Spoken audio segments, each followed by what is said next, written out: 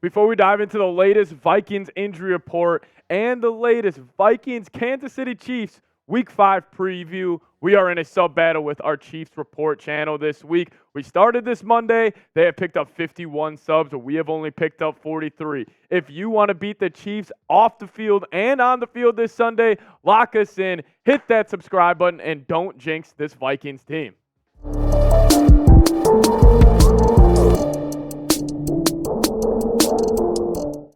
Coming up on today's edition of Vikings Now, we're going to be diving into the latest Vikings injury report as we had some kind of unknown names pop up on there this Wednesday. It just came out. Then I'm also going to be explaining to you guys how the Vikings can shock the world this Sunday. Patrick Mahomes, Andy Reid, Travis Kelce, and Taylor Swift coming to U.S. Bank Stadium. I'm going to tell you guys how the Vikings can shock the world and beat the Kansas City Chiefs. But let's dive into the injury report here first, because a lot of shocking names were actually on here. Starting off with Brian Asamoah. He was limited Wednesday with a toe injury. Garrett Bradbury obviously sat out last week with the back against the Carolina Panthers. But I actually thought Austin Schlottmann did a great job filling in for him. Probably Schlottmann's best game of his NFL career so far. Cine was not seen last Sunday against the Carolina Panthers. He was limited this Wednesday with a hamstring. Marcus Davenport played his ass off against the Panthers. He was limited with an ankle, and then Josh Metellus still limited with his shoulder.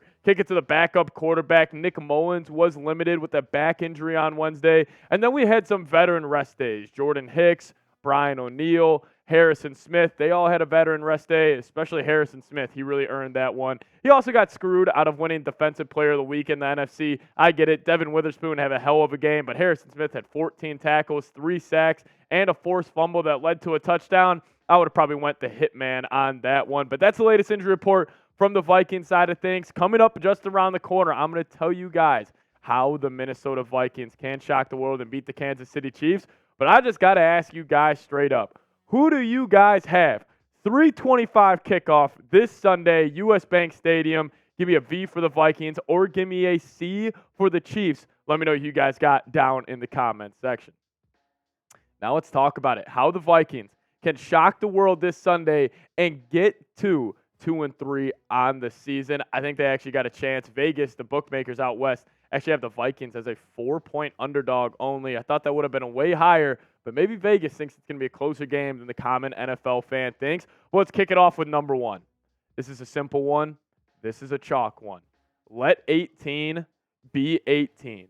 If you're going to come out of Sunday with a victory, it is going to be on the back of Justin Jefferson, and he's going to need to be the best player on that field. He is going to need to outplay Patrick Mahomes and that Chiefs offense. Because listen, Justin Jefferson has been no short of special during the short NFL season. Going for already over 540 yards, 16.5 yards per catch, and 3 touchdowns. He was great against Carolina, had the 2 touchdowns. I thought Jefferson has been playing his ass off this season. Obviously, he's still on pace for over 2,400 yards. I just don't want this to be a situation where it's late in the second quarter and we're sitting there thinking, we're like, damn, Jefferson hasn't even gotten a target yet. Jefferson only has 1 catch or whatever it may be. Get him the ball early and off him. Have him be the main part of the game plan like he is every single week. Hey, I wouldn't be upset if Jefferson actually got 20 targets for 15 catches and we just say, hey, we do or die with 18. Don't overthink this. Don't use him as a decoy. Get him the football early and often. I think he could get the best of the Chiefs secondary. Number 2 for me on my the game plan for the Vikes beating the Chiefs, let's limit Taylor Swift's boyfriend.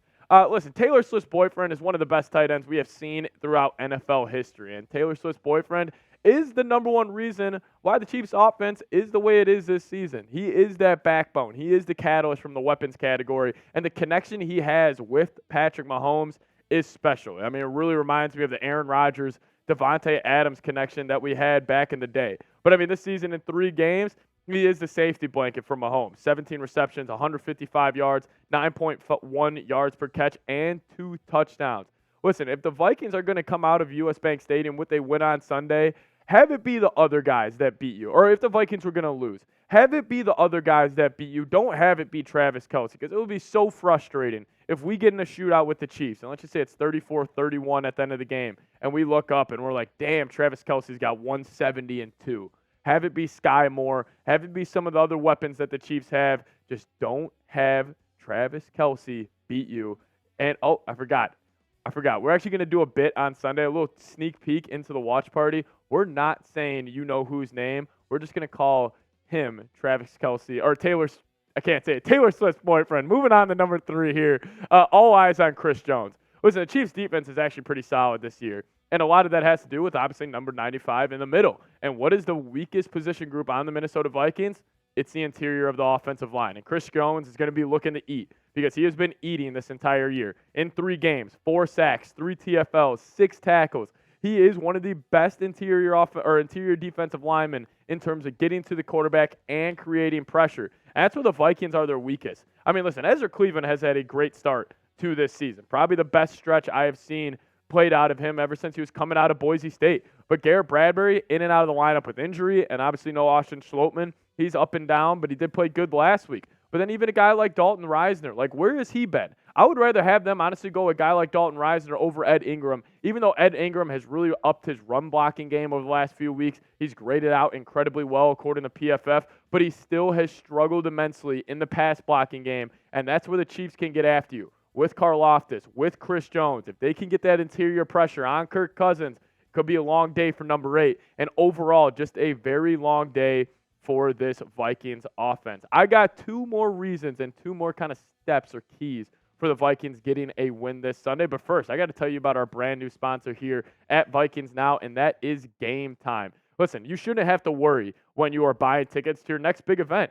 Game Time is the fast and easy way to buy tickets for all sports, music, comedy, and theater events near you. With killer last-minute deals, all-in prices, views from your seat, and their best price guarantee, Game Time takes the guesswork out of buying tickets. You can see the view from your seat even before you buy, so you know exactly what you expect when you arrive. And that's why I love Game Time. When you pull up the app like you see right here, you get to see the view right on your phone from where you're specifically sitting. Hey, if you want to go get tickets to this week's game, you could even maybe see Taylor Swift at US Bank Stadium. So if you guys do plan on doing it, make sure you guys get hooked up with Game Time today and use that code VikingsChat for $20 off your first purchase. One last time, download the Game Time app, create an account, and use code VikingsChat for $20 off your first purchase. Terms apply. Again, create an account, redeem code VIKINGSCHAT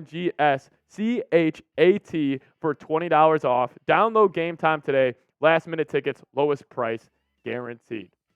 Number 4 on the game plan for me on how the Vikings can shock the world and beat the Kansas City Chiefs. Let's establish some sort of a run game, which the Vikings have been actually doing the past couple of weeks. Listen, Alexander Mattison, I was very harsh on him following over that Los Angeles Chargers game. He missed a lot of end zone opportunities. He wasn't really good from the 10 and within, and overall I just didn't think he had his best stuff. But he followed it up with a great game against the Carolina Panthers. He ran hard, he ran downhill, and Mattison is just the definition of just a bulldozer running back. He puts his nose down, and he doesn't care who's in front of him, and he's just trying to plow right through him. However, Cam Akers, who had a great debut for the Vikings and Kevin O'Connell's offense, he had 5 carries for 40 yards. And I think they actually offer each other a good yin and yang mix because Cam Akers is more of that prototypical running back where he's trying to make you miss in the hole, where Alexander Mattison is, if I see you in the hole, I'm running right over you. And listen, this Chiefs defense has been good this year. No doubt about it. Probably the best defense Patrick Mahomes has had during his NFL career. But hey, they give up 104 yards per game on the ground this season. Maybe the Vikings could take advantage of that, take the pressure off Kirk Cousins, because I don't want to see the Vikings in these long 3rd and 8s where they go run, pass for 2 yards on 1st and 2nd down, and then the Chiefs' edges get to pin their ears back, and Kirk Cousins looks very small in that pocket, and then it could be the long day for number 8. Help your quarterback out, establish some sort of run game, and let's go get a win this Sunday. And that kind of brings me to my last point. You got to play like your ass is on fire. You got to play urgent. You got to play like this is a playoff game, because we can go back to the first 3 weeks. It was tough. We turned the ball over. I get it. But this is still a good football team, and I really do believe that. You just got to tighten up the mistakes, play clean football, and you can win. And I'll say this. If you win this game, hopes are high in Minnesota.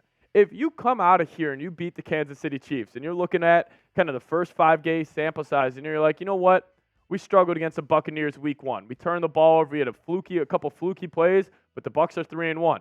We almost beat the Philadelphia Eagles in Philadelphia.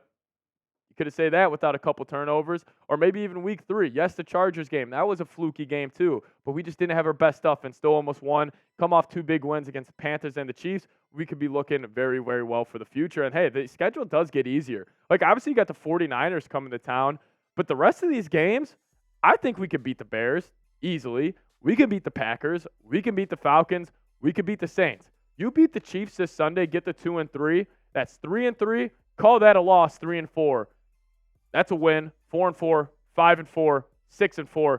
We could be sitting there after 10 weeks, even with the 0-3 start. And the Vikes could be sitting at 6-4, maybe competing with the Lions for the NFC North, and maybe the Super Bowl could be back on. But hey, we'll round out the show with this. Predict the score for me down in the comments section. What do you guys think it's going to be when it wraps up at around 7 p.m. Sunday? What do you think the final score is going to be of the Vikings and Chiefs game? My prediction, I got to roll with the Vikes. I'm going to go Vikings take the win, and they shock the world on the back of Justin Jefferson, 31-27. I think it's going to be a typical Vikings game where they play to the level of their opponent. It's just going to come down to the fourth quarter, come down to execution, a couple of late third downs. But I think 18-8 will get it done for our Minnesota Vikings. That's my prediction, 31-27. Give me yours down in the comment section. As always, you guys can give me a follow on Twitter at Pat Sieps, tweeting about the Vikes all year long. See you guys next time. Thank you so much for watching.